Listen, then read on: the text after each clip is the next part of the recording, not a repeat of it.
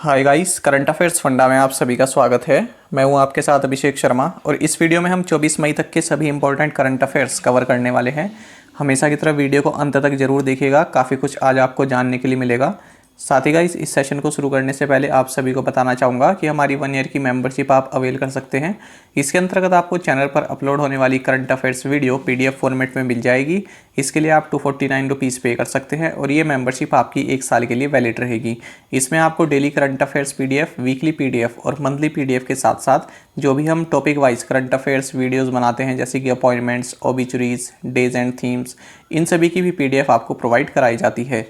Membership पाने का link आपको इस वीडियो के फर्स्ट कमेंट में मिल जाएगा। कोई भी आपकी क्वेरी हो, कुछ भी आप जानना चाहते हैं तो हमें कमेंट बॉक्स में ज़रूर लिखिएगा। तो चलिए फिर करते हैं शुरुआत इस वीडियो सेशन की।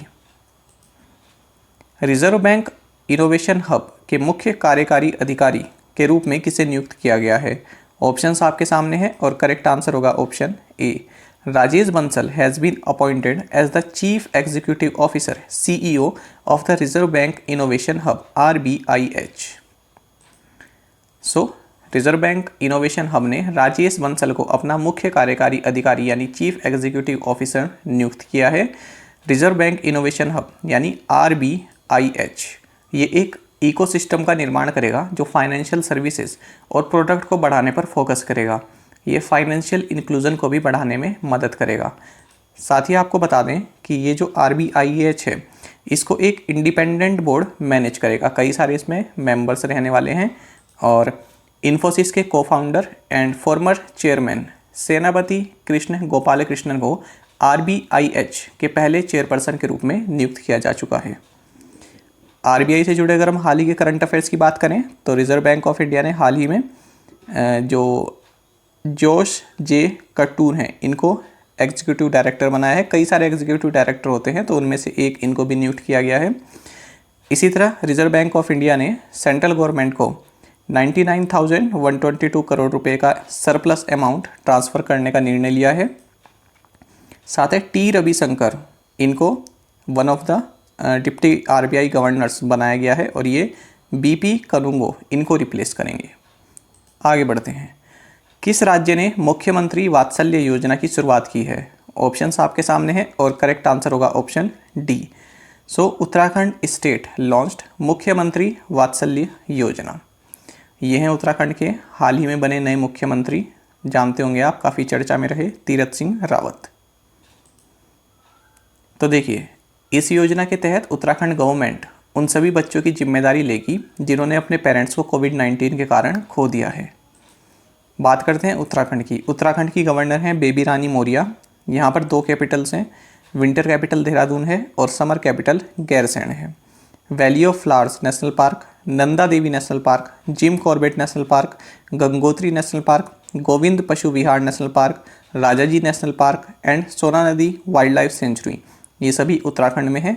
साथ ही हरिद्वार कुंभ मेला, हरेला मेला, उत्तरायणी मेला, नंदा देवी राजजात और रामन, ये सभी उत्तराखंड में मनाए जाते हैं। और जो ये रामन है, ये यूनेस्को की जो intangible cultural heritage of humanity list है, इसमें शामिल है। तो काफ़ी इंपॉर्टेंट है ये, तो इन सभी को आप नोट डाउन जरूर कर लीजिएगा।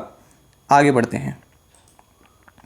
उत्तराखंड से जुड़े हाल ही के करंट अफेयर्स की अगर हम बात करें तो जो हमारे ट्राइबल अफेयर्स मिनिस्टर हैं अर्जुन मुंडा, इन्होंने हाल ही में GI महोत्सव इसका उद्घाटन किया। कहाँ पर किया? मसूरी में स्थित Lal Bahadur Shastri national academy of administration में, जहाँ पर कि जो IAS चुने कर जाते हैं उनकी ट्रेनिंग होती है यहाँ पर। साथ ही former Uttarakhand BJP president and union minister Bachi Singh Rawat, इनका भी हाल ही में निधन हो गया है। ये उत्तराखंड से थे। साथ ही IBM ने उत्तराखंड गवर्नमेंट के साथ MOU साइन किया है। किस लिए? To introduce STEM for girls. STEM इसका मतलब होता है science, technology, engineering and maths या मैथमेटिक्स।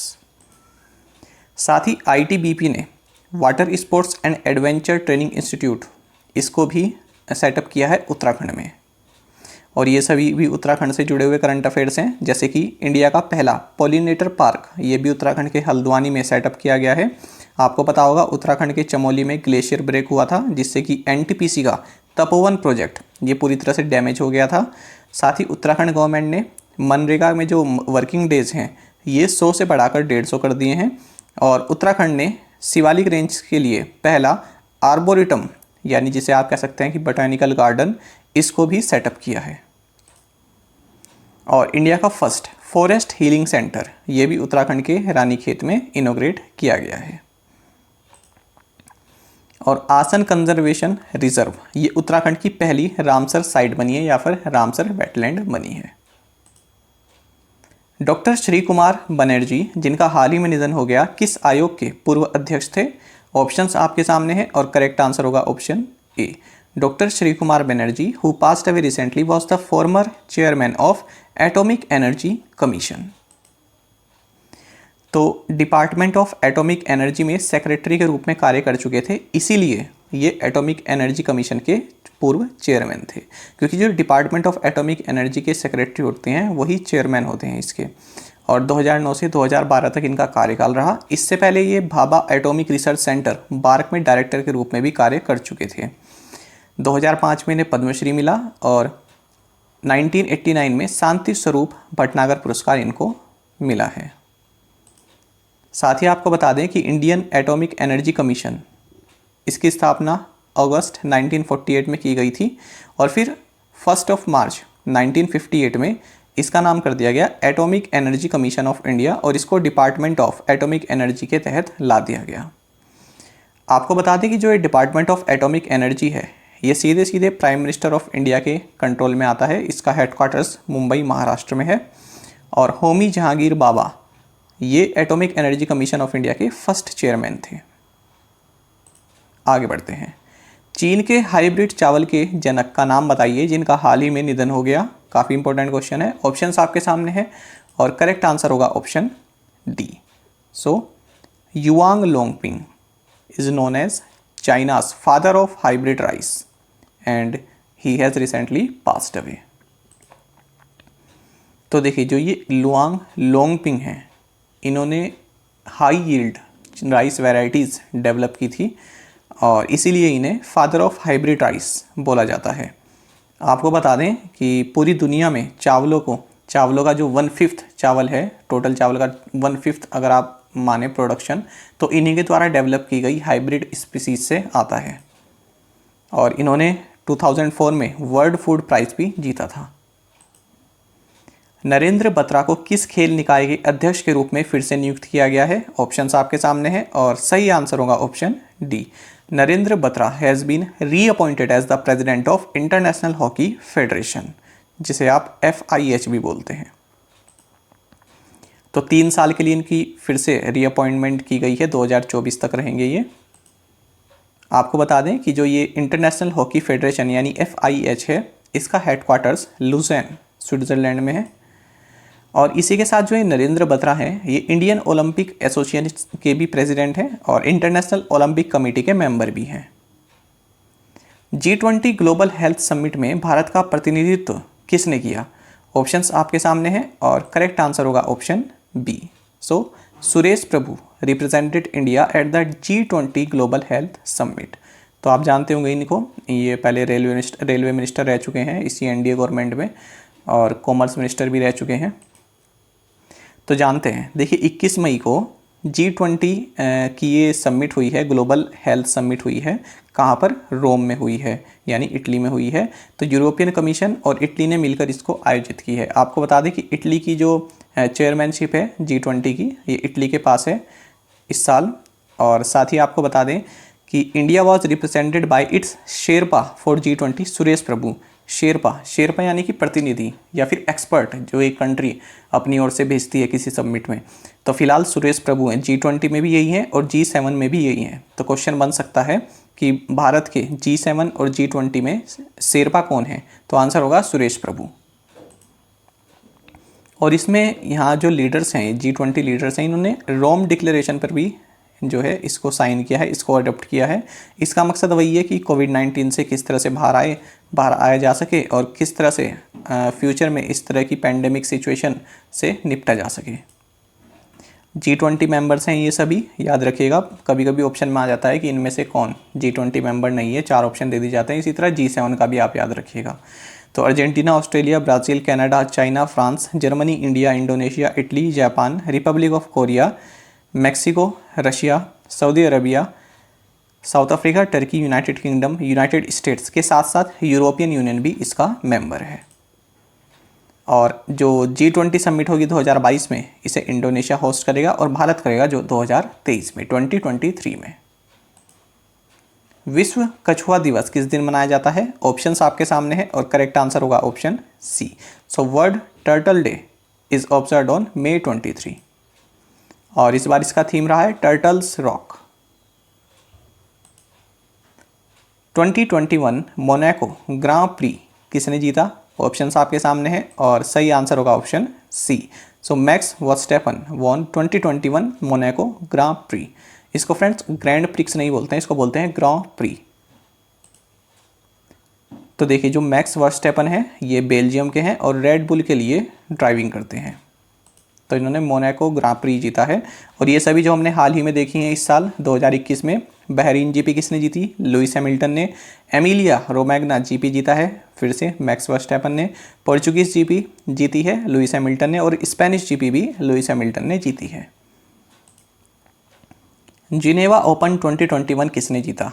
सही आंसर होगा option B. So Casper Ruud won Geneva Open 2021। तो बात हो रही है टेनिस की। तो जिनेवा ओपन जो है ये एक टेनिस टूर्नामेंट है और कैस्पर रूट जो कि नॉर्वे के हैं, इन्होंने ये जिनेवा ओपन जीता है। किसे हराया है? डेनिस शेपोवालोव को। और इसी जिनेवा ओपन का जो मेंस डबल टाइटल रहा है ये John pirs and Michael Venus ने जीता है। निम्नलिखित में से कौन एसबी एनर्जी इंडिया में 100% हिस्सेदारी का अधिग्रहण करेगा? सही आंसर होगा option D. So Adani Green Energy Limited to acquire 100% stake in SB Energy India.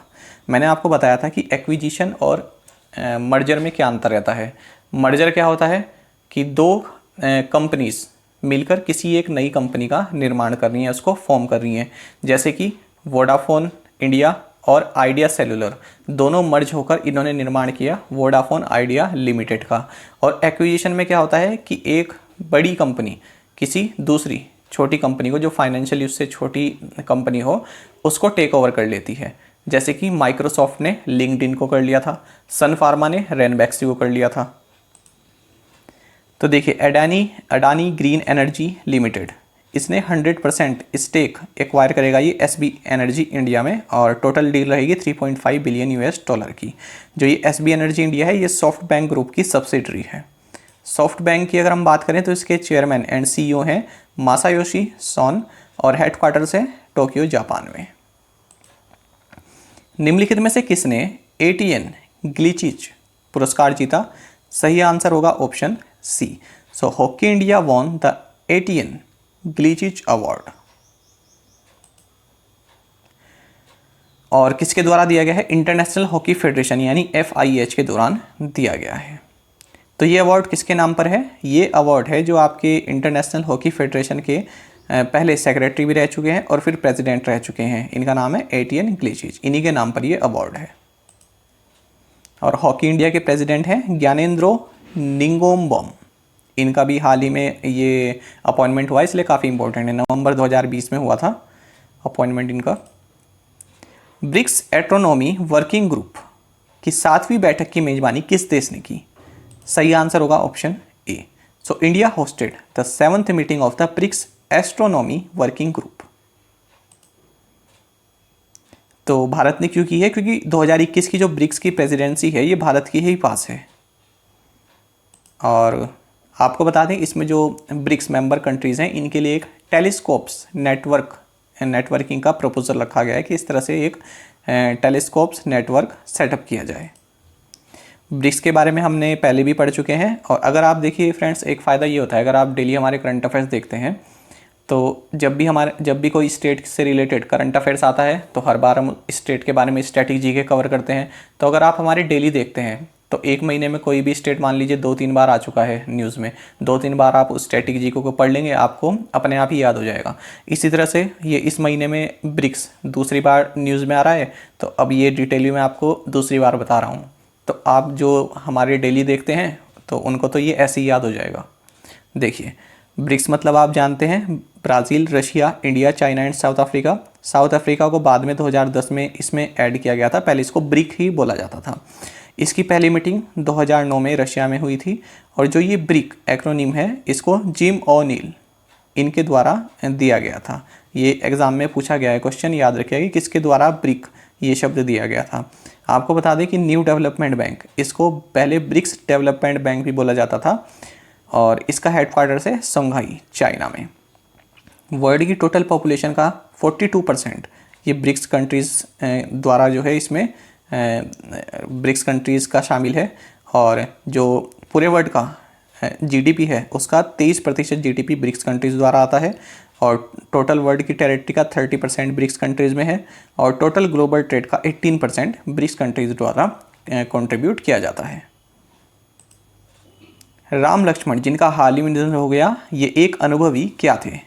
सही आंसर होगा option D. Ram Laxman who passed away recently was a veteran music director. और इनका रियल नाम था विजय पाटिल। तो इन्होंने जैसे हम आपके हैं, कौन मैंने प्यार किया, इस तरह की मूवीज़ में भी इन्होंने काम किया था। काफ़ी फेमस म्यूज़िक कंपोजर थे ये भी नाम याद रखिएगा, विजय पाटिल इनका नाम है। हो सकता है क्वेश्चन विजय पाटिल नाम से हो जाए, लेकिन राम लक्ष्मण के नाम से ये ज़्यादा फेमस थे। हीरो ग्रुप द्वारा कौन सा एडटेक प्लेटफॉर्म लॉन्च किया गया है? ऑप्शंस आपके सामने हैं और करेक्ट आंसर होगा ऑप्शन बी। सो हीरो वायर्ड ये एक एडटेक प्लेटफॉर्म है जो कि हीरो ग्रुप द्वारा लॉन्च किया गया है। तो इसमें जो इंडिया की प्रोफेशनल कम्युनिटी है उनको skill based guidance and education programmes देने के लिए इसको लॉन्च किया गया है। और इसमें जो हीरो ग्रुप है इसने किस किस के साथ कोलैबोरेट किया है? एक तो मैसाचुसेट्स इंस्टीट्यूट ऑफ टेक्नोलॉजी और सिंगुलैरिटी यूनिवर्सिटी और कोड एकेडमी, इसके साथ इन्होंने कोलैबोरेशन किया है। और हीरो वायर्ड इसके फाउंडर एंड सीईओ हैं अक्षय मुंजल। एशिया कप का 2021 संस्करण अब किस वर्ष आयोजित किया जाएगा? सही आंसर होगा option B. So the 2021 edition of the Asia Cup will now be held in 2023। तो 2023 में होगा। आपको बता दें कि जो एशिया कप है ये वनडे इंटरनेशनल भी होता है और T20 भी होता है। हर 2 साल के बाद ये, पहले 2 साल जैसे मान लीजिए 2016 में ODI हुआ तो 2018 में T20 होगा, फिर 2020 में ODI होगा, इस तरह से चलता है ये। और आपको पता होगा कि हाल ही में श्रीलंका ने कैंसिल कर दिया। श्रीलंका करने वाला था इसका आयोजन, जो एशिया कप 2021 है। हालांकि ये 2020 में होने वाला था, लेकिन फिर 2021 में कर दिया गया कोरोना की वजह से। फिर अब इसको जो है कैंसिल ही कर दिया था श्रीलंका ने। और आपको बता दें 2018 के बाद से अभी तक कोई भी एशिया कप नहीं हुआ है। इससे पहले आपको मैंने बता दिया कि हर 2 साल में होता है एशिया कप, ODI टूर्नामेंट भी है और T20 टूर्नामेंट भी है। और पिछले 2 एडिशन भारत ने जीते हैं, 2016 का भी और 2018 का भी। केंद्र सरकार ने चीनी निर्यात पर सब्सिडी 6,000 रुपये प्रति टन से घटाकर कितने रुपये प्रति टन कर दी है? सही आंसर होगा इसमें option A. So the central government has slashed subsidy on sugar exports from ₹6,000 पर टन टू ₹4,000 पर टन। ठीक है, तो बता दिया मैंने आपको। और इसमें 2020-21 मार्केटिंग ईयर के लिए गवर्नमेंट ने जो है 6,000 रुपये पर टन की सब्सिडी फिक्स की थी, लेकिन अब इसको 4,000 रुपये पर टन की कर दी गई है। आपको बता दें कि इंडिया वर्ल्ड का बिगेस्ट शुगर प्रोड्यूसर है ब्राज़ील के बाद, यानी पहले नंबर पर ब्राज़ील है शुगर प्रोडक्शन में और दूसरे नंबर पर आता है इंडिया। अब देख लेते हैं प्रीवियस असाइनमेंट क्वेश्चंस के answer. Tedros Adhanom is the director general of which organisation?